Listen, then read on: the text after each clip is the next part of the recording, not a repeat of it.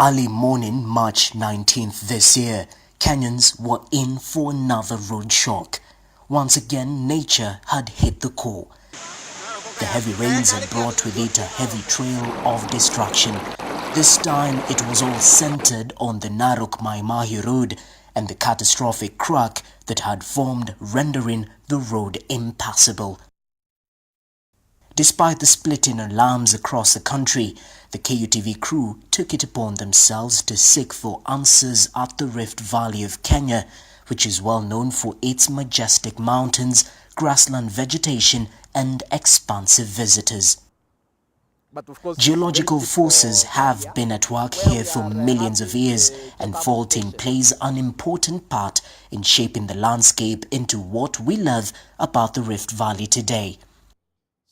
But within this mountain type of vegetation that is filled with natural resources lies a beehive of activities that are slowly degrading the environment. In our quest to unearth the mystery surrounding the said quote-unquote splitting of the continent, we seek the audience of Professor Simon Onywere, an environmental expert who is well informed on matters revolving around geographic information system mapping technology, better known as GIS, and disaster risk management. There were actually telltale signs that this was going to happen way before, from the previous rainfalls that have happened. When we look at the satellite images, and I'll give you the dates of those satellites, supposed to be there. He happens to have done a structural analysis on the drainage basin of Kenyan Rift Valley lakes within the Aberdare detachment as his thesis in 1997. We arrive at Mahiu, approximately 53 kilometers from Nairobi. Our assignment here is to investigate the activities that might exacerbate the effects of the rains downstream. Our attention is caught by the activities happening by the roadside. Young men enthusiastically harvesting volcanic silt that has been washed away from Mount Longonot. The activities ascertain a report by the Kenya Economic Report that noted that sand harvesting in Kenya is largely in large scale and is characterized by the use of rudimentary tools. As the construction industry booms, the demand for sand soars. With every skyscraper built in Nairobi, there is a river or two in Mahiu whose quote-unquote sand is being exhausted, evidently explained by David Kirathu, a local sand harvester. Sasa sisi tunajipangala, sasa tunakaa kama kwa chama. Sasa wazee tuko na wao. Sasa roli kunja tunapangana. Kwa sababu namba moja paka namba fulani, sasa waende wapakie hiyo. Unaona? Naenda kila mtu ngiri moja moja. The business of sand harvesting is booming in this part of the country.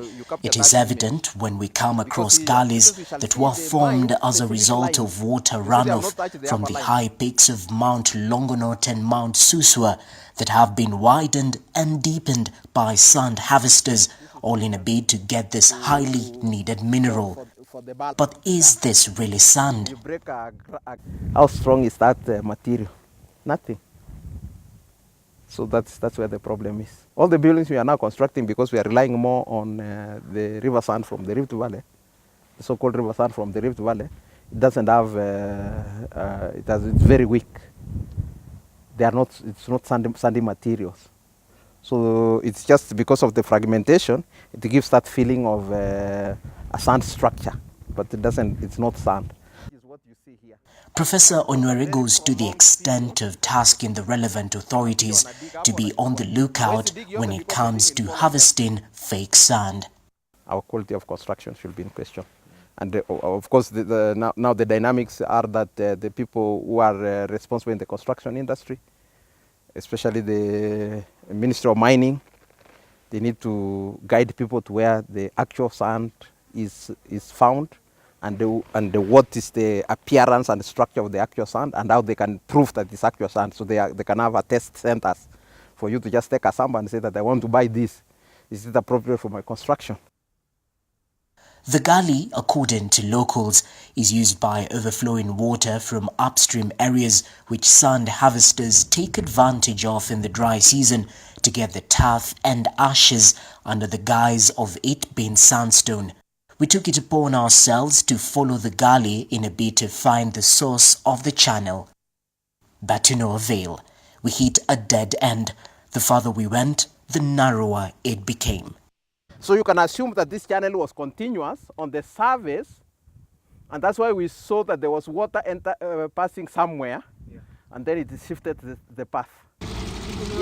On the other side of the road, the destruction caused by the force of water flowing was evident.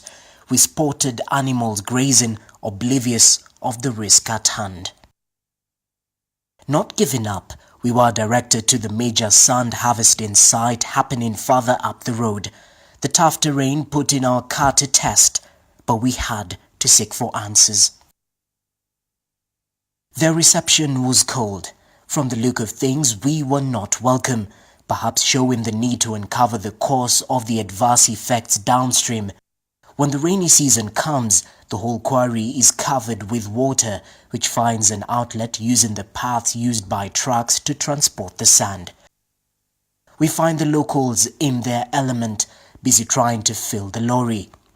According to what we heard, they are paid a mere 4,500 to fill a 7-ton lorry, and once it comes to Nairobi, the price quadruples to at least 16,000 Kenya shillings. Our efforts to get an interview with one of the harvesters were futile. Sand harvesting destroys riparian vegetation, affects the flow of water along the river, erodes the water holding capacity of the riverbed, and damages ecosystems. Now, as the locals continue digging for this highly needed sand that is used in Nairobi and its environs, the effect of land degradation is not just felt upstream, but it goes all the way downstream. As the rainy season comes, the silt is actually carried downstream, hence the effects of land degradation. Next week, we take a look at the extent of the effects of these activities and how it has affected normal operations downstream, perhaps also playing a hand in the faulting activities that has been a cause of worry in the Rift Valley. Jesse Rogers, KUTV.